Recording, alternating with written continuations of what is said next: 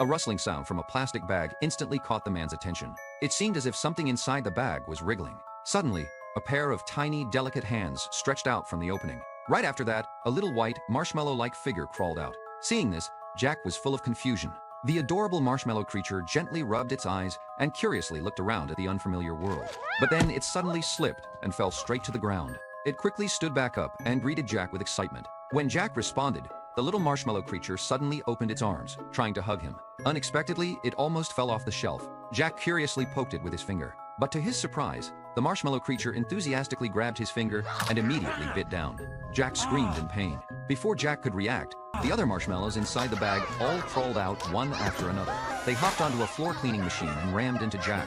Then they began rampaging wildly through the supermarket. As the number of marshmallow creatures continued to increase, Jack quickly realized something was very wrong. He immediately decided to leave the supermarket. But at that moment, the marshmallow creatures made a new move. They actually skewered one of their companions with metal sticks. Then they placed it into an oven, turning it into a delicious barbecue. Seeing this bizarre scene, Jack instinctively quickened his pace. But when he ran to the corner, he encountered an even more terrifying sight. On the ground, a horned monster was devouring dog food with crazed enthusiasm. Seeing this, Jack instantly tensed up. He held his breath and slowly stepped backward, afraid to make even the slightest sound. But just then, a marshmallow creature driving the floor cleaning machine suddenly crashed into him. The monster heard the noise and stopped eating.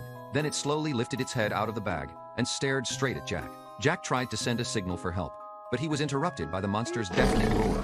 Terrified, he threw the object in his hand at the monster and immediately dashed toward the supermarket exit. The monster chased closely behind him. Fortunately, he managed to hide inside a car in time. But unexpectedly, the monster suddenly appeared right in front of him again.